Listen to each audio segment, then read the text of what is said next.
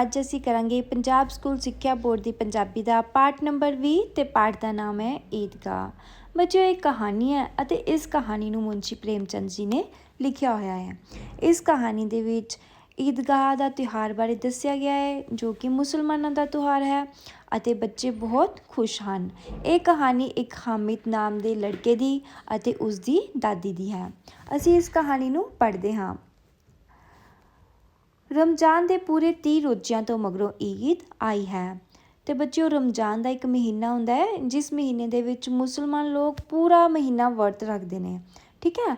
ਤੇ ਰੋਜ਼ੇ ਹੁੰਦੇ ਨੇ ਵਰਤ। ਕਿੰਨੀ ਮਨੋਹਰ, ਕਿੰਨੀ ਸੋਹਣੀ ਸਵੇਰ ਹੈ। ਰੁੱਖਾਂ ਉੱਤੇ ਕੋਈ ਅਜੀਬ ਹਰਿਆਲੀ ਹੈ, ਖੇਤਾਂ 'ਚ ਰੌਣਕ ਹੈ। ਅੱਜ ਦਾ ਸੂਰਜ ਵੇਖੋ ਕਿੰਨਾ ਪਿਆਰਾ, ਕਿੰਨਾ ਸ਼ੀਤਲ ਹੈ। ਸ਼ੀਤਲ ਮਤਲਬ ਠੰਡਾ, ਜਿਵੇਂ ਸੰਸਾਰ ਨੂੰ ਈਦ ਦੀ ਵਧਾਈ ਦੇ ਰਿਹਾ ਹੋਵੇ। ਪਿੰਡ ਵਿੱਚ ਕਿੰਨੀ ਹਲਚਲ ਹੈ। ਈਦਗਾਹ ਜਾਣ ਦੀਆਂ ਤਿਆਰੀਆਂ ਹੋ ਰਹੀਆਂ ਹਨ। ਕਿਸੇ ਦੇ ਕੁੜਤੇ ਨੂੰ ਬਟਨ ਨਹੀਂ ਲੱਗੇ, ਉਹ ਗੁਆਂਢੀ ਤੋਂ ਸੂਈ ਧਾਗਾ ਲੈਣ ਨੱਠਿਆ ਜਾ ਰਿਹਾ ਹੈ। ਕਿਸੇ ਦੀਆਂ ਜੁੱਤੀਆਂ ਆਕੜ ਗਈਆਂ ਹਨ, ਉਹ ਉਸ ਨੂੰ ਤੇਲ ਤੇ ਪਾਣੀ ਲਾ ਕੇ ਨਰਮ ਕਰ ਰਿਹਾ ਹੈ। ਬੱਚਿਓ, ਪਹਿਲੇ ਕੀ ਸੀਗਾ ਕਿ ਜੁੱਤੀਆਂ ਜਿਸ ਚਮੜੇ ਦੀਆਂ ਬਣਦੀਆਂ ਸੀਗੀਆਂ, ਪਈਆਂ ਆਕੜ ਜਾਂਦੀਆਂ ਸੀਗੀਆਂ ਤੇ ਉਹਨਾਂ ਨੂੰ ਨਰਮ ਕਰਨ ਵਾਸਤੇ ਜਾਂ ਤਾਂ ਤੇਲ ਲਗਾਇਆ ਜਾਂਦਾ ਸੀ ਜਾਂ ਫਿਰ ਪਾਣੀ। ਕੋਈ ਛੇਤੀ ਬਲਦਾਂ ਨੂੰ ਸੁੰਨੀ ਪਾ ਰਿਹਾ ਹੈ। ਸੁੰਨੀ ਮਤਲਬ ਉਹਨਾਂ ਦਾ ਚਾਰਾ, ਕਿਉਂਕਿ ਈਦਗਾਹ ਤੋਂ ਮੁੜਦੇ ਤਾਂ ਦੁਪਹਿਰ ਹੋ ਜਾਏਗੀ। ਮੁੰਡੇ ਕੁੰਡੇ ਸਭ ਤੋਂ ਵੱਧ ਖੁਸ਼ ਹਨ। ਕਿਸੇ ਨੇ ਇੱਕ ਰੋਜ਼ਾ ਰੱਖਿਆ ਹੈ, ਉਹ ਵੀ ਦੁਪਹਿਰ ਤੱਕ, ਤੇ ਕਿਸੇ ਨੇ ਉਹ ਵੀ ਨਹੀਂ। ਰੋਜ਼ੇ ਮਤਲਬ ਵਰਤ। ਰੋਜ਼ੇ ਹੋਣਗੇ ਬਜ਼ੁਰਗਾਂ ਲਈ, ਉਹਨਾਂ ਲਈ ਤਾਂ ਈਦ ਹੈ। ਸੇਵੀਆਂ ਲਈ ਘਰ ਵਿੱਚ ਦੁੱਧ, ਮਿੱਠਾ ਤੇ ਮੇਵੇ ਹਨ ਕਿ ਨਹੀਂ, ਇਹਨਾਂ ਦਾ ਕੋਈ ਮਤਲਬ ਨਹੀਂ ਹੈ। ਉਹਨਾਂ ਦੀਆਂ ਜੇਬਾਂ ਵਿੱਚ ਤਾਂ ਕੁਬੇਰ ਦਾ ਧਨ ਹੈ। ਕੁਬੇਰ ਦਾ ਧਨ ਕਿਹਨੂੰ ਕਿਹਾ ਗਿਆ ਹੈ ਕਿ ਉਹਨਾਂ ਨੂੰ ਈਦ ਦੇ ਵਾਸਤੇ ਜਿਹੜੇ ਪੈਸੇ ਖਰਚਣ ਲਈ ਮਿਲੇ ਨੇ, ਉਹਨੂੰ ਕਿਹਾ ਗਿਆ ਹੈ ਕੁਬੇਰ ਦਾ ਧਨ। ਵਾਰ-ਵਾਰ ਜੇਬਾਂ 'ਚੋਂ ਖਜ਼ਾਨਾ ਕੱਢ ਕੇ ਗਿਣਦੇ ਹਨ, ਦੋਸਤਾਂ ਨੂੰ ਵਿਖਾਉਂਦੇ ਹਨ ਤੇ ਖੁਸ਼ ਹੋ ਕੇ ਵਾਪਸ ਰੱਖ ਲੈਂਦੇ ਹਨ। ਇਹਨਾਂ 2-4 ਪੈਸਿਆਂ ਨਾਲ ਹੀ ਉਹ ਦੁਨੀਆ ਭਰ ਦੀਆਂ ਚੀਜ਼ਾਂ ਖਰੀਦਣਗੀਆਂ, ਖਿਡੌਣੇ, ਮਠਿਆਈਆਂ, ਵਾਜੇ, ਗੇਂਦ ਤੇ ਪਤਾ ਨਹੀਂ ਕੀ। ਸਭ ਤੋਂ ਵੱਧ ਖੁਸ਼ ਹੈ ਹਾਮਿਦ। ਉਹ ਗਰੀਬ ਜਿਹੀ ਸ਼ਕਲ ਵਾਲਾ ਮਾੜਚੂ ਜਿਹਾ ਮੁੰਡਾ ਹੈ। ਉਸਦਾ ਬਾਪ ਪਿਛਲੇ ਸਾਲ ਚੱਲ ਵਸਿਆ ਤੇ ਮਾਂ ਦਾ ਪਤਾ ਨਹੀਂ ਕਿਉਂ ਪੀਲੀ ਪੈਂਦੀ ਮਰ ਗਈ। ਹੁਣ ਹਾਮਿਦ ਆਪਣੀ ਬੁੱਢੀ ਦਾਦੀ ਅਮੀਨਾ ਦੀ ਗੋਦ ਵਿੱਚ ਸੌਂਦਾ ਹੈ। ਉਹਨੂੰ ਇੰਨਾ ਹੀ ਪਤਾ ਹੈ ਕਿ ਉਸਦੇ ਪਿਤਾ ਪੈਸੇ ਕਮਾਉਣ ਗਏ ਹਨ, ਬਹੁਤ ਸਾਰੇ ਰੁਪਏ ਲੈ ਕੇ ਆਉਣਗੇ। ਅੰਮੀ ਅੱਲਾ ਮੀਆਂ ਦੇ ਘਰ ਉਸ ਦੀਆਂ ਬਹੁਤ ਸਾਰੀਆਂ ਚੀਜ਼ਾਂ ਲੈਣ ਗਈ ਹੈ। ਅੰਮੀ ਕਿਹਾ ਗਿਆ ਹੈ ਮੰਮੀ ਨੂੰ, ਮਦਰ ਨੂੰ। ਹਾਮਿਦ ਖੁਸ਼ ਹੈ। ਉਸਦੇ ਬੂਟ ਫਟ ਗਏ ਹਨ, ਸਿਰ ਤੇ ਪੁਰਾਣੀ ਟੋਪੀ ਹੈ। ਉਸਦੇ ਮਾਤਾ ਤੇ ਪਿਤਾ ਦੀਆਂ ਲਿਆਂਦੀਆਂ ਚੀਜ਼ਾਂ ਦੇ ਨਾਲ ਉਹ ਦਿਲ ਦੀਆਂ ਖਾਹਿਸ਼ਾਂ ਪੂਰੀਆਂ ਕਰੇਗਾ। ਵਿਚਾਰੀ ਅਮੀਨਾ ਆਪਣੀ ਕੋਠੜੀ ਵਿੱਚ ਬੈਠੀ ਰੋ ਰਹੀ ਹੈ। ਅੱਜ ਈਦ ਹੈ, ਪਰ ਉਸਦੇ ਘਰ ਅੰਨ ਦਾ ਇੱਕ ਦਾਣਾ ਵੀ ਨਹੀਂ। ਕਿਸੇ ਨੇ ਬੁਲਾਇਆ ਸੀ ਇਸ ਈਦ ਨੂੰ। ਇਸ ਘਰ ਵਿੱਚ ਉਸਦਾ ਕੋਈ ਕੰਮ ਨਹੀਂ, ਪਰ ਹਾਮਿਦ, ਉਸਨੂੰ ਕਿਸੇ ਦੇ ਨਾਲ ਕੀ ਮਤਲਬ। ਉਸਦੇ ਅੰਦਰ ਤਾਂ ਰੋਸ਼ਨੀ ਹੈ ਤੇ ਬਾਹਰ ਉਮੀਦ ਤੇ ਉਮੰਗ। ਹਾਮਿਦ ਅੰਦਰ ਜਾ ਕੇ ਦਾਦੀ ਨੂੰ ਆਖਦਾ, ਤੂੰ ਡਰੀ ਨਾ ਅੰਮਾ, ਮੈਂ ਪਿੰਡ ਵਾਲਿਆਂ ਨਾਲ ਹੀ ਰਵਾਂਗਾ। ਮੈਂ ਸਭ ਤੋਂ ਪਹਿਲਾਂ ਮੁੜਾਂਗਾ, ਤੂੰ ਘਬਰਾਈ ਨਾ।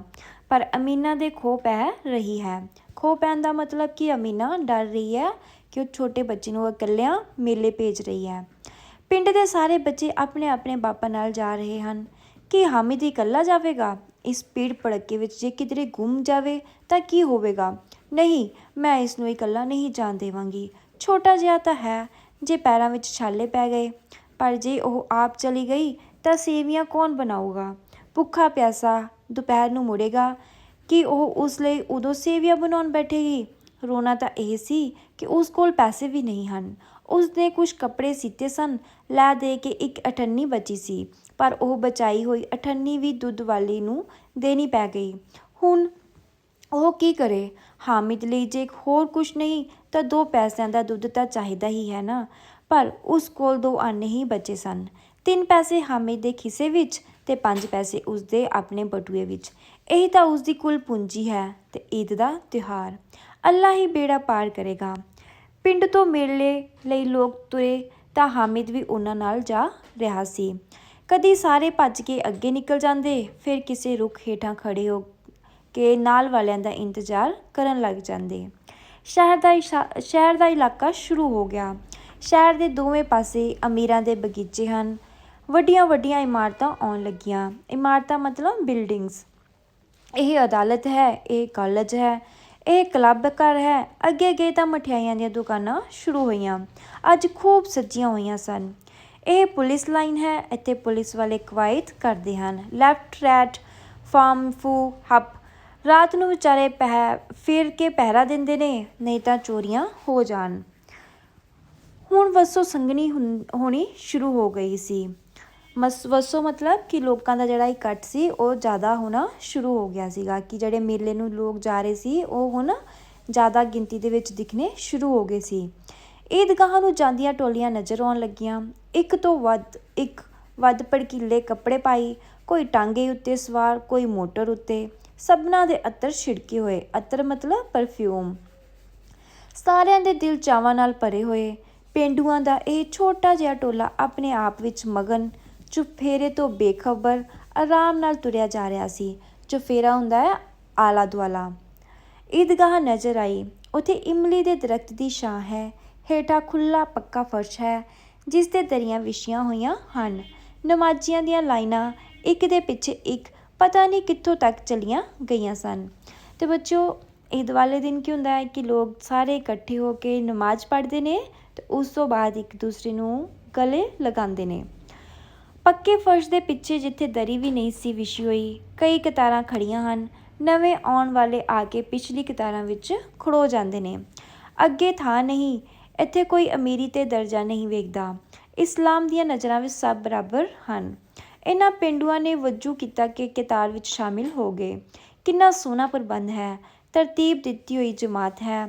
ਲੱਖਾਂ ਸਿਰ ਇਕੱਠੇ ਸਿਜਦੇ ਵਿੱਚ ਝੁਕ ਜਾਂਦੇ ਹਨ, ਫਿਰ ਸਾਰੇ ਦੇ ਸਾਰੇ ਇਕੱਠੇ ਹੋ ਕੇ ਖੜੇ ਹੋ ਜਾਂਦੇ ਹਨ। ਤਰਤੀਬ ਦਿੱਤੀ ਹੋਈ ਜਮਾਤ ਮਤਲਬ ਕਿ ਸਾਰੇ ਜਿਹੜੇ ਮੁਸਲਮਾਨ ਲੋਕ ਆ ਉਹ ਇਕੱਠੇ ਹੋਏ ਨੇ, ਇਹ ਲਾਈਨਾਂ ਦੇ ਵਿੱਚ ਖੜੇ ਨੇ ਅਤੇ ਬੜੀ ਤਰਜੀਬ ਦੇ ਨਾਲ ਪਹਿਲੇ ਅੱਲਾ ਦਾ ਸ਼ੁਕਰਾਨਾ ਕਰਦੇ ਨੇ, ਫਿਰ ਨੀਚੇ ਬੈਠ ਕੇ ਅੱਲਾ ਨੂੰ ਨਵਾਉਂਦੇ ਨੇ। ਅਤੇ ਇਸੇ ਚੀਜ਼ ਨੂੰ ਕਿਹਾ ਗਿਆ ਹੈ ਕਿ ਜਮਾਤ ਮੀਨਸ ਕਿ ਜਿਹੜੇ ਮੁਸਲਮਾਨ ਲੋਕ ਇਕੱਠੇ ਹੋਏ ਨੇ ਉਹਨਾਂ ਨੂੰ ਕਿਹਾ ਗਿਆ ਹੈ। ਇਕੱਠੇ ਝੁਕਦੇ ਅਤੇ ਇਕੱਠੇ ਗੋਡਿਆਂ ਭਾਰ ਬੈਠ ਜਾਂਦੇ ਨੇ। ਇਹ ਅਮਲ ਵਾਰ-ਵਾਰ ਹੁੰਦਾ ਹੈ। ਇਵੇਂ ਲੱਗਦਾ ਹੈ ਜਿਵੇਂ ਬਿਜਲੀ ਦੇ ਹਜ਼ਾਰਾਂ ਲਾਟੂ ਇਕੱਠੇ ਜਗ ਰਹੇ ਹੋਣ ਅਤੇ ਇਕੱਠੇ ਹੀ ਬੁੱਝ ਜਾਣ, ਜਿਵੇਂ ਕਿਸੇ ਨੇ ਸਭ ਨੂੰ ਇੱਕ ਲੜੀ ਵਿੱਚ ਪਰੋ ਦਿੱਤਾ ਹੋਵੇ। ਅਤੇ ਬੱਚੇ ਜਦੋਂ ਨਮਾਜ਼ ਪੜ੍ਹਦੇ ਆ ਉਹ ਪਹਿਲੇ ਖੜੇ ਹੋ ਕੇ ਸ਼ੁਕਰਾਨਾ ਕਰਦੇ ਆ, ਫਿਰ ਉਹ ਥੱਲੇ ਬੈਠ ਕੇ ਫਿਰ ਦੁਬਾਰਾ ਨਮਾਜ਼ ਪੜ੍ਹਦੇ ਆ। ਉਹ ਸਾਰੇ ਲੋਕ ਇਕੱਠੇ ਹੋ ਕੇ ਇੱਕੋ ਹੀ ਲੈਅ ਦੇ ਵਿੱਚ ਸਾਰੇ ਕੰਮ ਕਰ ਰਹੇ ਨੇ। ਅਤੇ ਉਹ ਇਹਦੇ ਵਿੱਚ ਰਾਈਟਰ ਕਹਿ ਰਿਹਾ ਹੈ ਕਿ ਇਸ ਤਰ੍ਹਾਂ ਲੱਗ ਰਿਹਾ ਸੀਗਾ ਕਿ ਜਿਵੇਂ ਬਹੁਤ ਸਾਰੇ ਜਿਹੜੇ ਬਲਬ ਹੈ ਉਹ ਇਕੱਠੇ ਜਗ ਰਹੇ ਹੋਣ ਅਤੇ ਇਕੱਠੇ ਬੁਝ ਰਹੇ ਹੋਣ। ਨਮਾਜ਼ ਖਤਮ ਹੋ ਗਈ ਹੈ। ਲੋਕ ਇੱਕ ਦੂਜੇ ਦੇ ਗਲੇ ਮਿਲ ਰਹੇ ਹਨ। ਤਦੇ ਹੀ ਮਿਠਾਈਆਂ ਅਤੇ ਖਿਡੌਣਿਆਂ ਦੀਆਂ ਦੁਕਾਨਾਂ 'ਤੇ ਤਾਵਾ ਬੋਲਿਆ ਜਾਂਦਾ ਹੈ। ਪੇਂਡੂਆਂ ਦਾ ਇਹ ਟੋਲਾ ਇਸ ਅਮਲ ਵਿੱਚ ਬੱਚਿਆਂ ਤੋਂ ਘੱਟ ਨਹੀਂ ਹੈ। ਇਹ ਦੇਖੋ ਚੂਲਾ ਹੈ, ਇੱਕ ਪੈਸਾ ਦੇ ਕੇ ਚੜ੍ਹ ਜਾਓ, ਕਦੇ ਅਸਮਾਨ ਵਿੱਚ ਜਾਂਦੇ ਲੱਗੋਗੇ ਅਤੇ ਕਦੇ ਜ਼ਮੀਨ ਉੱਤੇ ਡਿੱਗਦੇ। ਇਹ ਚਰਖੜੀ ਹੈ, ਇੱਕ ਪੈਸਾ ਦੇ ਕੇ ਬੈਠ ਜਾਓ ਅਤੇ 25 ਚੱਕਰਾਂ ਦਾ ਮਜ਼ਾ ਲਓ। ਮਹਿਮੂਦ ਅਤੇ ਮੋਹਸਿਨ, ਨੂਰਾ ਅਤੇ ਸ਼ਮੀ ਇਹਨਾਂ ਘੋੜਿਆਂ ਅਤੇ ਊਠਾਂ ਉੱਤੇ ਬੈਠਦੇ ਹਨ। ਹਾਮਿਦ ਪਰੇ ਖੜਾ ਹੈ। ਪਰੇ ਮਤਲਬ ਇੱਕ ਸਾਈਡ ਦੇ ਉੱਪਰ। 3 ਪੈਸੇ ਹੀ ਤਾਂ ਹਨ ਉਸਦੇ ਕੋਲ। ਜਰਾ ਜਿਹਾ ਚੱਕਰ ਖਾਣ ਲਈ ਆਪਣੇ ਖਜ਼ਾਨੇ ਦਾ ਤੀਸਰਾ ਹਿੱਸਾ ਉਹ ਨਹੀਂ ਦੇ ਸਕਦਾ। ਸਭ ਉਤਰਦੇ ਹਨ। ਹੁਣ ਖਿਡੌਣੇ ਲੈਣਗੇ। ਉੱਧਰ ਦੁਕਾਨਾਂ ਦੀਆਂ ਲਾਈਨਾਂ ਲੱਗੀਆਂ ਹਨ। ਤਰ੍ਹਾਂ ਤਰ੍ਹਾਂ ਦੇ ਖਿਡੌਣੇ ਹਨ। ਸਿਪਾਹੀ, ਗਵਾਲਨ, ਰਾਜਾ, ਵਕੀਲ, ਤੋਬਨ, ਮਾਸ਼ਕੀ ਅਤੇ ਸਾਧੂ। ਵਾਹ, ਕਿੰਨੇ ਸੋਹਣੇ ਖਿਡੌਣੇ ਹਨ, ਜਿਵੇਂ ਹੁਣੇ ਬੋਲ ਪੈਣਗੇ। ਮਹਿਮੂਦ ਨੇ ਸਿਪਾਹੀ ਲੈ ਲਿਆ, ਖਾਕੀ ਵਰਦੀ ਅਤੇ ਲਾਲ ਪੱਗ ਵਾਲਾ, ਮੋਢੇ ਉੱਤੇ ਬੰਦੂਕ, ਜਿਵੇਂ ਹੁਣੇ ਕਵਾਇਦ ਕਰਕੇ ਆ ਰਿਹਾ ਹੋਵੇ। ਮੋਹਸਿਨ ਨੂੰ ਮਾਸ਼ਕੀ ਪਸੰਦ ਆਇਆ। ਮਾਸ਼ਕੀ ਹੁੰਦਾ ਹੈ ਪਾਣੀ ਵਾਲਾ, ਜਿਹੜਾ ਕਿ ਪਾਣੀ ਪਿਲਾਉਂਦਾ ਹੈ ਲੋਕਾਂ ਨੂੰ। ਝੁਕਿਆ ਲੱਕ ਅਤੇ ਉੱਤੇ ਮਸ਼ਕ ਰੱਖੀ। ਮਸ਼ਕ ਦਾ ਮੂੰਹ ਇੱਕ ਹੱਥ ਨਾਲ ਫੜਿਆ ਹੋਇਆ ਹੈ। ਕਿੰਨਾ ਖੁਸ਼ ਹੈ, ਖਬਰੇ ਗੀਤਾ ਗਾ ਰਿਹਾ ਹੈ। ਨੂਰੇ ਨੂੰ ਵਕੀਲ ਨਾਲ ਪ੍ਰੇਮ ਹੈ। ਕਿੰਨੀ ਸਿਆਣਪ ਹੈ ਉਸਦੇ ਮੂੰਹ ਉੱਤੇ। ਕਾਲਾ ਚੋਗਾ ਹੇਠਾਂ ਚਿੱਟੀ ਅਚਕਨ ਦੀ ਸਾਹਮਣੀ ਜੇਬ ਵਿੱਚ ਕੜੀ, ਸੁਨਹਿਰੀ ਜੰਜੀਰ, ਇੱਕ ਹੱਥ ਵਿੱਚ ਕਾਨੂੰਨ ਦੀ ਕਿਤਾਬ ਲੱਗਦਾ ਹੈ। ਹੁਣੇ ਕਿਸੇ ਅਦਾਲਤ ਵਿੱਚੋਂ ਬਹਿਸ ਕਰਕੇ ਆ ਰਿਹਾ ਹੈ। ਇਹ ਸਭ ਖਿਡੌਣੇ 2-2 ਪੈਸੇ ਦੇ ਹਨ, ਪਰ ਹਾਮਿਦ ਜੇ 2 ਪੈਸੇ ਦਾ ਖਿਡੌਣਾ ਲੈ ਲਵੇ ਫਿਰ ਕੀ ਲਵੇਗਾ? ਨਹੀਂ, ਖਿਡੌਣੇ ਤਾਂ ਫਜ਼ੂਲ ਹਨ। ਜੇ ਕਿਧਰੇ ਹੱਥੋਂ ਡਿੱਗ ਪੈਣ ਤਾਂ ਚੂਰ ਹੋ ਜਾਣਗੇ। ਜਰਾ ਕੁ ਪਾਣੀ ਪਵੇ ਤਾਂ ਸਾਰਾ ਰੰਗ ਲੈ ਜਾਵੇਗਾ।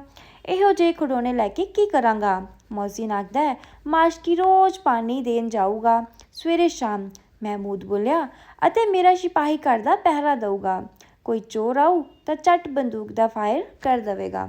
ਨੂਰਾ, ਮੇਰਾ ਵਕੀਲ ਰੋਜ਼ ਮੁਕੱਦਮਾ ਲੜੂਗਾ। ਸ਼ਮੀ, ਮੇਰਾ ਧੋਬੀ ਰੋਜ਼ ਕੱਪੜੇ ਧੋਊਗੀ। ਹਾਮਿਦ ਖਿਡੌਣਿਆਂ ਦੀ ਨਿੰਦਿਆ ਕਰਦਾ ਹੈ। ਮਿੱਟੀ ਦੇ ਹੀਤੇ ਨੇ, ਡਿੱਗ ਗਏ ਤਾਂ ਚੂਰਾ ਹੋ ਜਾਣਗੇ।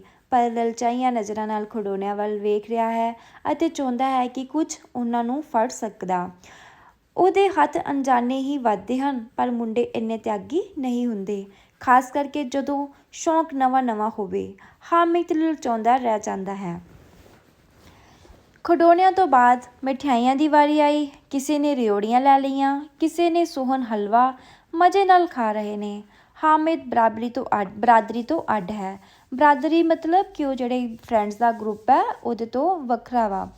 ਵਿਚਾਰੇ ਕੋਲ 3 ਪੈਸੇ ਹੀ ਨੇ, ਇਹ ਕੁਛ ਲੈ ਕੇ ਖਾਂਦਾ ਕਿਉਂ ਨਹੀਂ? ਲਲਚਾਈਆਂ ਨਜ਼ਰਾਂ ਨਾਲ ਸਭ ਵੱਲ ਝਾਕਦਾ ਹੈ। ਝਾਕਦਾ ਮਤਲਬ ਵੇਖਦਾ ਪਿਆ ਵਾ। ਮੋਹਸਿਨ ਆਖਦਾ ਹੈ, ਹਾਮਿਦ ਰਿਓੜੀਆਂ ਲੈ ਲੈ, ਕਿੰਨੀਆਂ ਖੁਸ਼ਬੂਦਾਰ ਨੇ। ਹਾਮਿਦ ਨੂੰ ਸ਼ੱਕ ਹੋਇਆ ਕਿ ਇਹ ਤਾਂ ਸਿਰਫ ਮਜ਼ਾਕ ਹੈ। ਮੋਹਸਿਨ ਐਡੇ ਵੱਡੇ ਦਿਲ ਦਾ ਨਹੀਂ ਹੈ, ਪਰ ਜਾਣਦਿਆਂ ਹੋਇਆਂ ਵੀ ਉਸਦੇ ਕੋਲ ਜਾਂਦਾ ਹੈ। ਮੋਹਸਿਨ ਡੂਨੇ ਵਿੱਚੋਂ ਇੱਕ ਰਿਓੜੀ ਕੱਢ ਕੇ ਉਸਦੇ ਵੱਲ ਕਰਦਾ ਹੈ। ਹਾਮਿਦ ਹੱਥ ਕਰਦਾ ਹੈ। ਮੋਹਸਿਨ ਰਿਓੜੀ ਆਪਣੇ ਮੂੰਹ ਵਿੱਚ ਪਾ ਲੈਂਦਾ ਹੈ। ਮਹਿਮੂਦ, ਨੂਰਾ ਤੇ ਸ਼ਮੀ ਖੂਬ ਤਾੜੀਆਂ ਵਜਾ ਕੇ ਹੱਸਦੇ ਹਨ। ਹਾਮਿਦ ਕੱਚਾ ਜਿਹਾ ਹੋ ਜਾਂਦਾ ਹੈ। ਮੋਹਸਿਨ ਹੁਣ ਕਹਿ ਰਿਹਾ ਹੈ, ਚੰਗਾ ਐਤਕੀ ਜ਼ਰੂਰ ਦੇਵਾਂਗਾ। ਹਾਮਿਦ, ਸਹੁੰ ਲੈ ਜਾ। ਹਾਮਿਦ ਅੱਗੋਂ ਜਵਾਬ ਦੇ ਰਿਹਾ ਹੈ, ਰਹਿਣ ਦੇ, ਮੇਰੇ ਕੋਲ ਪੈਸੇ ਨਹੀਂ ਗੇ।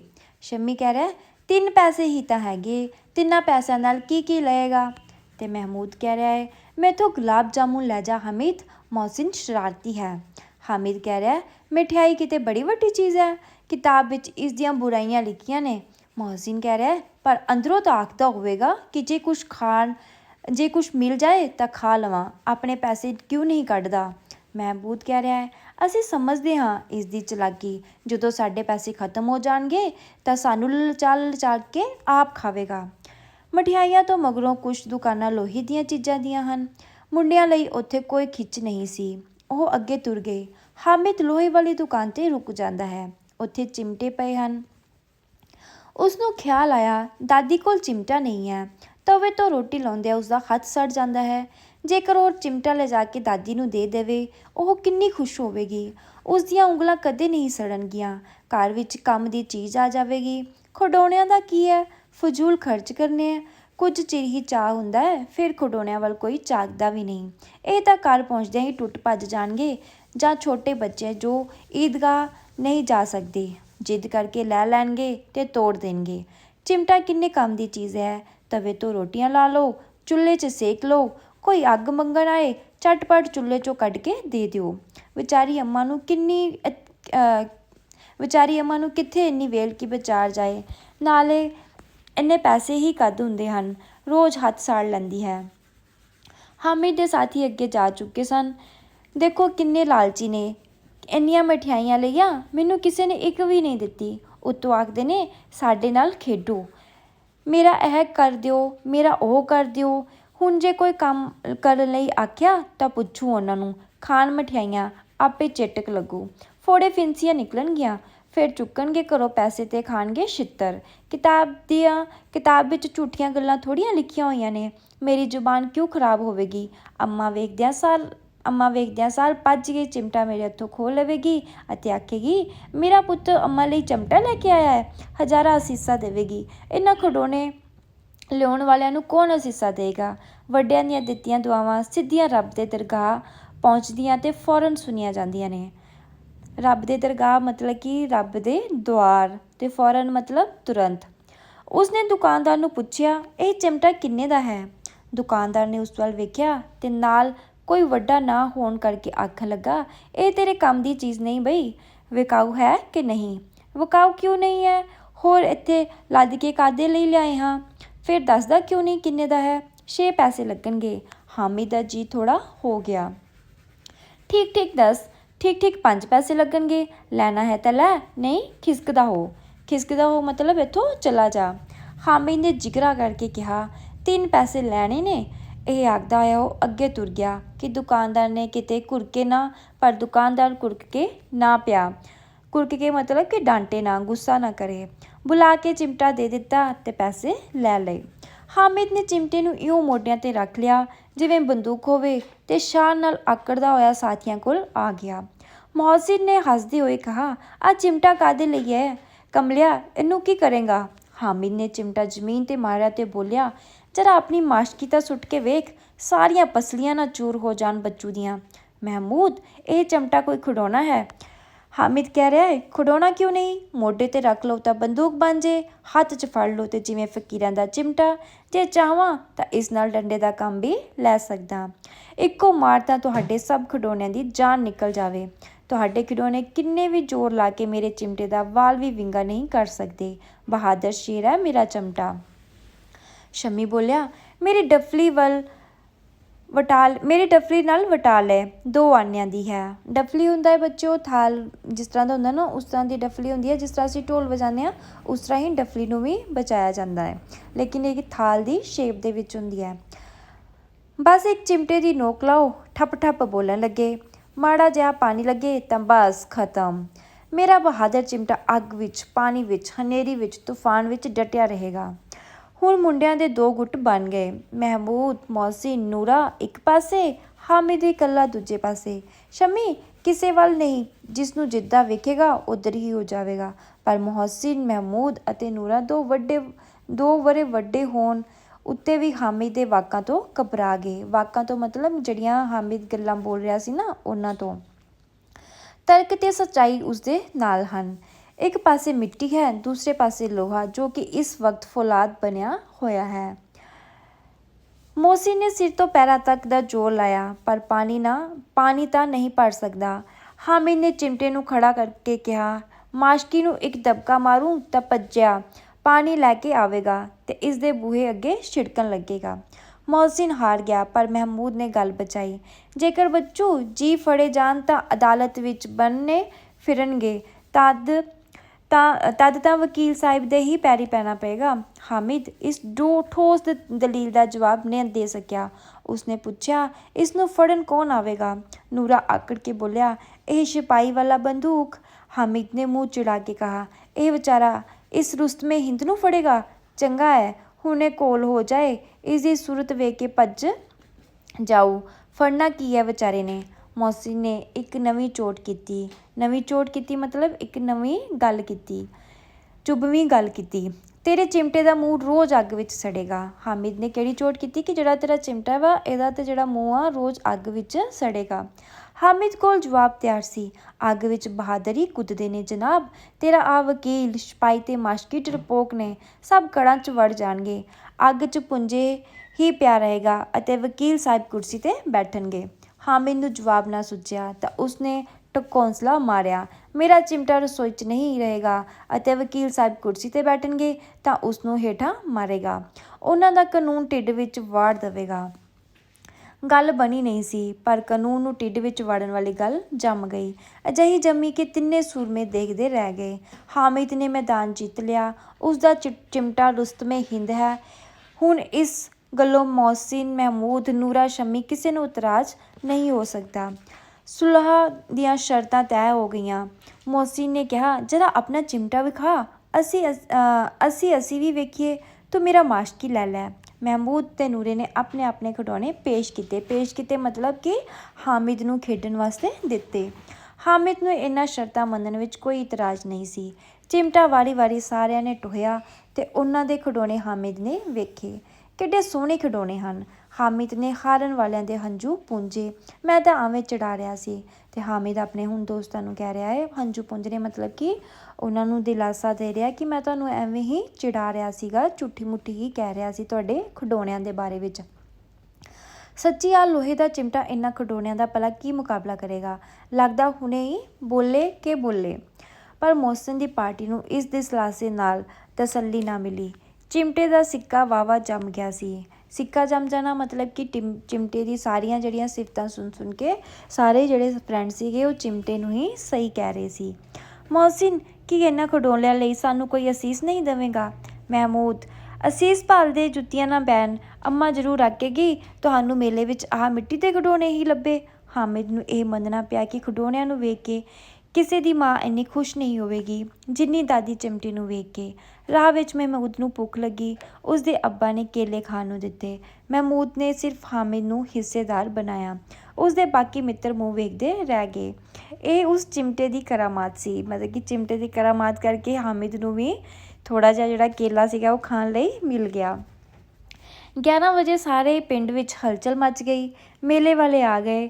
ਮੋਹਸਿਨ ਦੀ ਛੋਟੀ ਭੈਣ ਨੇ ਠੱਠ ਕੇ ਮਾਸ਼ਕੀ ਉਸਦੇ ਹੱਥੋਂ ਖੋਹ ਲਈ। ਠੱਠ ਕੇ ਮਤਲਬ ਨੱਠ ਕੇ ਭੱਜ ਕੇ ਉਹਦੀ ਜਿਹੜੀ ਮਾਸ਼ਕੀ ਸੀ ਉਹਦੇ ਹੱਥੋਂ ਲੈ ਲਈ। ਜਿਉਂ ਹੀ ਖੁਸ਼ੀ ਭੁੜਕੀ ਮਾਸ਼ਕੀ ਸਾਹਿਬ ਹੇਠਾਂ ਡਿੱਗ ਪਏ ਅਤੇ ਸੁਰਗਾਂ ਨੂੰ ਤੁਰ ਗਏ। ਅਤੇ ਜਿਹੜੀ ਉਹਦੀ ਭੈਣ ਸੀਗੀ ਉਹ ਜਿਸ ਤਰ੍ਹਾਂ ਹੀ ਉਹਨੂੰ ਮਾਸ਼ਕੀ ਨੂੰ ਫੜ ਕੇ ਮੀਨਸ ਕਿ ਭੁੜਕੀ ਮਤਲਬ ਕਿ ਹਿੱਲੀ ਅਤੇ ਉਹ ਜਿਹੜਾ ਮਾਸ਼ਕੀ ਥੱਲੇ ਡਿੱਗ ਗਿਆ ਅਤੇ ਟੁੱਟ ਗਿਆ। ਇਸ ਗੱਲ ਉੱਤੇ ਭੈਣ ਭਰਾ ਵਿੱਚ ਕੁੱਟਮਾਰ ਹੋਈ। ਦੋਵੇਂ ਦੱਬ ਕੇ ਰੋਏ। ਉਹਨਾਂ ਦੀ ਅੰਮਾ ਰੌਲਾ ਸੁਣ ਕੇ ਖਿਝੀ ਅਤੇ ਦੋਨਾਂ ਦੇ 2-2 ਥੱਪੜ ਲਾਏ। ਮੀਆਂ ਨੂਰੇ ਦੇ ਵਕੀਲ ਦਾ ਅੰਤ ਉਸਦੀ ਹੈਸੀਅਤ ਦੇ ਮੁਤਾਬਿਕ ਜ਼ਰਾ ਸ਼ਾਨ ਨਾਲ ਹੋਇਆ। ਅੰਤ ਮਤਲਬ ਕਿ ਉਹਦਾ ਖਿਡੌਣਾ ਕਿਸ ਤਰ੍ਹਾਂ ਟੁੱਟਾ। ਦੇਖਦੇ ਹਾਂ। ਵਕੀਲ ਪੁੰਜੇ ਤਾਂ ਨਹੀਂ ਬੈਠ ਸਕਦਾ, ਉਸ ਦੀ ਮਰਿਆਦਾ ਰਹਿਣੀ ਚਾਹੀਦੀ ਹੈ। ਦੀਵਾਰ ਵਿੱਚ 2 ਖੁੰਡੀਆਂ ਗੱਡੀਆਂ ਸਨ। ਉੱਤੇ ਲੱਕੜੀ ਦੀ ਫੱਟੀ ਰੱਖੀ ਗਈ। ਫੱਟੀ ਉੱਤੇ ਕਾਗਜ਼ ਦਾ ਗਲੀਚਾ ਸਜਾਇਆ ਗਿਆ। ਵਕੀਲ ਸਾਹਿਬ ਰਾਜਾ ਭੋਜ ਵਾਂਗ ਤਖਤ 'ਤੇ ਬਿਰਾਜੇ। ਅਤੇ ਕਿਸ ਤਰ੍ਹਾਂ ਉਸਨੂੰ ਬਿਠਾਇਆ ਕਿ ਉਹਦੇ ਵਾਸਤੇ ਪੂਰਾ ਚੰਗੀ ਤਰ੍ਹਾਂ ਬੈਠਣ ਦਾ ਅਰੇਂਜਮੈਂਟ ਕੀਤਾ। ਠੀਕ ਹੈ, ਕਿ ਜਿਸ ਤਰ੍ਹਾਂ ਰਾਜਿਆਂ ਦੇ ਵਾਸਤੇ ਕਰਦੇ ਆ ਨਾ, ਉਸੇ ਤਰ੍ਹਾਂ। ਨੂਰੇ ਨੇ ਉਸਨੂੰ ਪੱਖਾ ਚੱਲਣਾ ਸ਼ੁਰੂ ਕੀਤਾ। ਪਤਾ ਨਹੀਂ ਪੱਖੇ ਦੀ ਹਵਾ ਨਾਲ ਕਿ ਪੱਖੇ ਦੇ ਵਜਨ ਨਾਲ ਵਕੀਲ ਸਾਹਿਬ ਪਟਕ ਹੇਠਾਂ ਆ ਡਿੱਗੇ। ਬੜੇ ਜ਼ੋਰ ਸ਼ੋਰ ਨਾਲ ਮਾਤਮ ਹੋਇਆ ਅਤੇ ਵਕੀਲ ਸਾਹਿਬ ਦੀ ਲਾਸ਼ ਕੂੜੇ ਵਿੱਚ ਸੁੱਟ ਦਿੱਤੀ ਗਈ। ਅਤੇ ਹੁਣ ਬੱਚਿਓ ਦੇਖੋ, ਉਹਦਾ ਜਿਹੜਾ ਵਕੀਲ ਸੀਗਾ ਉਹ ਵੀ ਡਿੱਗ ਕੇ ਟੁੱਟ ਗਿਆ। ਚਾਹੇ ਕਿ ਉਸਨੇ ਉਹਨੂੰ ਬੜੇ ਸਹੀ ਤਰੀਕੇ ਦੇ ਨਾਲ ਬਿਠਾ ਕੇ ਵਧੀਆ ਤਰੀਕੇ ਦੇ ਨਾਲ ਰੱਖਿਆ ਹੋਇਆ ਸੀਗਾ, ਲੇਕਿਨ ਉਹ ਮਿੱਟੀ ਦਾ ਸੀਗਾ ਅਤੇ ਉਹ ਵੀ ਟੁੱਟ ਕੇ ਅਤੇ ਕੂੜੇ ਵਿੱਚ ਚਲਾ ਗਿਆ। ਬਾਕੀ ਰਹਿ ਗਿਆ ਮਹਿਮੂਦ ਦਾ ਸਿਪਾਹੀ। ਉਸਨੂੰ ਝਟਪਟ ਪਿੰਡ ਪਹਿਰਾ ਦੇਣ ਦਾ ਚਾਰਜ ਮਿਲ ਗਿਆ ਮਤਲਬ ਕਿ ਕੰਮ ਮਿਲ ਗਿਆ ਕਿ ਪਿੰਡ ਦਾ ਪਹਿਰਾ ਦੇਣਾ ਹੈ। ਪਰ ਸਿਪਾਹੀ ਕੋਈ ਆਮ ਆਦਮੀ ਤਾਂ ਹੈ ਨਹੀਂ ਜੋ ਪੈਦਲ ਤੁਰਦਾ। ਇੱਕ ਟੋਕਰੀ ਆਈ, ਉਸ ਵਿੱਚ ਲਾਲ ਰੰਗ ਦੇ ਫਟੇ ਪੁਰਾਣੇ ਕੱਪੜੇ ਵਿਛਾ ਕੇ ਪਾਲਕੀ ਬਣਾਈ ਗਈ। ਇਸ ਵਿੱਚ ਸਿਪਾਹੀ ਸਾਹਿਬ ਆਰਾਮ ਨਾਲ ਲੇਟੇ। ਮਹਿਮੂਦ ਨੇ ਟੋਕਰੀ ਚੁੱਕੀ ਅਤੇ ਬੂਹੇ ਦੁਆਰੇ ਚੱਕਰ ਕੱਟਣ ਲੱਗਿਆ। ਉਸਦੇ ਦੋਵੇਂ ਛੋਟੇ ਭਰਾ ਸਿਪਾਹੀ ਵੱਲੋਂ ਛੂਹਣ ਵਾਲਿਆਂ ਜਾਗਦੇ ਰਹੋ ਆਖਦੇ ਨਾਲ ਟੁਰੇ। ਪਰ ਰਾਤ ਤਾਂ ਹਨੇਰੀ ਹੀ ਹੋਣੀ ਚਾਹੀਦੀ ਹੈ। ਮਹਿਮੂਦ ਨੂੰ ਠੋਕਰ ਲੱਗੀ। ਟੋਕਰੀ ਉਸਦੇ ਹੱਥੋਂ ਡਿੱਗ ਪਈ ਅਤੇ ਸਿਪਾਹੀ ਮਹਾਰਾਜ ਆਪਣੀ ਬੰਦੂਕ ਸਮੇਤ ਡਿੱਗ ਪਏ ਅਤੇ ਉਹਨਾਂ ਦੀ ਇੱਕ ਲੱਤ ਵਿੱਚ ਵਿਗਾੜ ਪੈ ਜਾਂਦਾ ਹੈ। ਮਤਲਬ ਕਿ ਉਹਦਾ ਜਿਹੜਾ ਸਿਪਾਹੀ ਹੈ ਉਹ ਥੱਲੇ ਡਿੱਗ ਜਾਂਦਾ ਅਤੇ ਉਹਦੀ ਜਿਹੜੀ ਇੱਕ ਲੱਤ ਹੈ ਉਹ ਟੁੱਟ ਜਾਂਦੀ ਹੈ। ਹੁਣ ਹਾਮਿਦ ਦਾ ਹਾਲ ਸੁਣੋ। ਅਮੀਨਾ ਉਸਦੀ ਆਵਾਜ਼ ਸੁਣ ਕੇ ਦੌੜੀ ਅਤੇ ਉਸਨੂੰ ਗੋਦੀ 'ਚ ਚੁੱਕ ਕੇ ਪਿਆਰ ਕਰਨ ਲੱਗੀ। ਅਮੀਨਾ ਉਹਦੀ ਦਾਦੀ ਹੈ। ਅਚਾਨਕ ਉਸਦੇ ਹੱਥ ਵਿੱਚ ਚਿਮਟਾ ਦੇਖ ਕੇ ਤ੍ਰਪਕੀ, ਮਤਲਬ ਕਿ ਇੱਕਦਮ ਸ਼ੌਕਡ ਹੋ ਗਈ। ਇਹ ਚਿਮਟਾ ਕਿੱਥੇ ਸੀ? ਮੈਂ ਮੁੱਲ ਲਿਆ। ਕਿੰਨੇ ਦਾ? 3 ਪੈਸਿਆਂ ਦਾ। ਅਮੀਨਾ ਨੇ ਦੁਹੱਥੜਾ ਮਾਰਿਆ। ਇਹ ਕਿਹਾ ਬੇਸ਼ਰਮ ਮੁੰਡਾ ਹੈ। ਦੁਪਹਿਰ ਹੋ ਗਈ, ਨਾ ਕੁਛ ਖਾਧਾ ਨਾ ਪੀਤਾ, ਲਿਆਇਆ ਕੀ ਚਿਮਟਾ? ਸਾਰੇ ਮੇਲੇ ਵਿੱਚ ਤੈਨੂੰ ਕੋਈ ਹੋਰ ਚੀਜ਼ ਨਹੀਂ ਲੱਭੀ ਜਿਹੜਾ ਇਹ ਚਿਮਟਾ, ਲੋਹੇ ਦਾ ਚਿਮਟਾ ਲੈ ਕੇ ਆਇਆ? ਹਾਮਿਦ ਨੇ ਮੁਜਰਮਾਂ ਵਾਂਗ ਕਿਹਾ। ਮੁਜਰਮਾਂ ਵਾਂਗ ਮੀਨਸ ਕਿ ਜਿਵੇਂ ਉਸ ਕੋਲ ਕੋਈ ਗਲਤੀ ਹੋ ਗਈ ਹੈ। ਤੇਰੀਆਂ ਉਂਗਲਾਂ ਤਵੇ ਨਾਲ ਸੜ ਜਾਂਦੀਆਂ ਸੀ ਨਾ, ਇਸੇ ਲਈ ਮੈਂ ਇਹ ਲੈ ਲਿਆ। ਬੁੱਢੀ ਦਾ ਗੁੱਸਾ ਸਨੇਹ ਵਿੱਚ ਬਦਲ ਗਿਆ। ਮਤਲਬ ਕਿ ਜਿਹੜੀ ਬੁੱਢੀ ਦਾਦੀ ਸੀ ਉਹਦਾ ਜਿਹੜਾ ਗੁੱਸਾ ਸੀਗਾ, ਕਿ ਉਹਨੂੰ ਪਹਿਲੇ ਦੇਖ ਕੇ ਗੁੱਸਾ ਚੜ੍ਹ ਗਿਆ ਕਿ ਚਿਮਟਾ ਲੈ ਕੇ ਆਇਆ, ਫਿਰ ਉਹਨੂੰ ਪਿਆਰ ਹੋ ਗਿਆ। ਸੁਨੇਹ ਵਿੱਚ ਬਦਲ ਗਿਆ ਮਤਲਬ ਕਿ ਉਹਦਾ ਗੁੱਸਾ ਪਿਆਰ ਵਿੱਚ ਬਦਲ ਗਿਆ। ਅਤੇ ਸੁਨੇਹ ਵੀ ਉਸ ਨਹੀਂ ਜੋ ਉਛਲਦਾ ਹੈ ਅਤੇ ਆਪਣੇ ਸਾਰਾ ਦਰਦ ਲਫ਼ਜ਼ਾਂ ਵਿੱਚ ਖਿਡਾ ਦਿੰਦਾ ਹੈ। ਇੱਕ ਮੂਕ ਸੁਨੇਹ, ਬੱਚੇ ਵਿੱਚ ਕਿੰਨਾ ਤਿਆਗ, ਕਿੰਨੀ ਸਦਭਾਵਨਾ ਅਤੇ ਕਿੰਨੀ ਸਮਝ। ਤਿਆਗ ਕਿਸ ਗੱਲ ਦਾ ਬੱਚਿਓ? ਕਿਉਂਕਿ ਦੇਖੋ ਉਹਦੇ ਸਾਰੇ ਫਰੈਂਡਸ ਨੇ ਕੁਛ ਨਾ ਕੁਛ ਖਾਧਾ ਹੈ ਨਾ, ਝੂਟੇ ਲਏ, ਖਿਡੌਣੇ ਲਏ, ਲੇਕਿਨ ਉਸ ਬੱਚੇ ਨੇ ਆਪਣੀ ਦਾਦੀ ਬਾਰੇ ਸੋਚਿਆ ਹੈ ਨਾ, ਆਪਣੀਆਂ ਚੀਜ਼ਾਂ ਦਾ, ਆਪਣੀ ਮਠਿਆਈ ਦਾ, ਆਪਣੇ ਝੂਲਿਆਂ ਦਾ ਉਹਨੇ ਤਿਆਗ ਕਰ ਦਿੱਤਾ, ਖਿਡੌਣਿਆਂ ਦਾ। ਦੂਸਰਿਆਂ ਨੂੰ ਖਿਡੌਣੇ ਲੈਂਦੇ ਅਤੇ ਮਠਿਆਈਆਂ ਖਾਂਦੇ ਵੇਖ ਕੇ ਉਸਦਾ ਕਿੰਨਾ ਮਨ ਲਲਚਾਇਆ ਹੋਵੇਗਾ। ਇੰਨਾ ਸਬਰ ਇਸ ਕੋਲੋਂ ਹੋਇਆ ਕਿਵੇਂ? ਉਵੇਂ ਹੀ ਇਸਨੂੰ ਆਪਣੀ ਬੁੱਢੀ ਦਾਦੀ ਯਾਦ ਆ ਰਹੀ। ਅਮੀਨਾ ਦਾ ਦਿਲ ਖੁਸ਼ੀ ਨਾਲ ਭਰ ਗਿਆ। ਹੁਣ ਇੱਕ ਬੜੀ ਅਜੀਬ ਗੱਲ ਹੋਈ। ਹਾਮਿਦ ਨੇ ਇਸ ਚਿਮਟੇ ਨਾਲੋਂ ਵੀ ਅਨੋਖੀ। ਬੱਚੇ ਹਾਮਿਦ ਦੇ ਬੁੱਢੇ ਹਾਮਿਦ ਦਾ ਪਾਠ ਕੀਤਾ ਸੀ। ਬੁੱਢੀ ਅਮੀਨਾ ਬੱਚੀ ਅਮੀਨਾ ਬਣ ਗਈ। ਬੱਚਾ ਹਾਮਿਦ ਤਾਂ ਜਿਵੇਂ ਵੱਡਾ ਬਣ ਗਿਆ ਹੋਵੇ, ਬੁੱਢੀ ਦਾਦੀ ਜਿਵੇਂ ਬੱਚੀ ਬਣ ਗਈ। ਉਹ ਰੋਣ ਲੱਗੀ। ਝੋਲੀ ਫੈਲਾ ਕੇ ਹਾਮਿਦ ਨੂੰ ਦੁਆ ਦਿੰਦੀ ਜਾਂਦੀ ਸੀ ਅਤੇ ਉਸਦੀਆਂ ਅੱਖਾਂ ਵਿੱਚ ਹੰਝੂ ਦੇ ਵੱਡੇ ਵੱਡੇ ਤੁਮਕੇ ਹੇਠਾਂ ਡਿੱਗ ਰਹੇ ਸਨ। ਹਾਮਿਦ ਇਸ ਦਾ ਭੇਦ ਕੀ ਸਮਝਦਾ। ਅਤੇ ਬੱਚੋ ਇਹ ਸੀ ਸਟੋਰੀ, ਬੜੀ ਵਧੀਆ ਸਟੋਰੀ ਆ। ਇਸ ਜਦੋਂ ਅਸੀਂ ਛੋਟੇ ਹੁੰਦੇ ਸੀ ਅਸੀਂ ਉਦੋਂ ਵੀ ਪੜ੍ਹਦੇ ਹੁੰਦੇ ਸੀਗੇ। ਅਤੇ ਇਹਦੇ ਵਿੱਚ ਦੇਖੋ ਇੱਕ ਹਾਮਿਦ ਬੱਚੇ ਦੀ ਬਹੁਤ ਵਧੀਆ ਸਟੋਰੀ ਲਿਖੀ ਹੋਈ ਆ। ਤੁਹਾਨੂੰ ਇਹ ਸਟੋਰੀ ਕਿਵੇਂ ਦੀ ਲੱਗੀ ਮੈਨੂੰ ਕਮੈਂਟ ਕਰਕੇ ਜ਼ਰੂਰ ਦੱਸਿਓ।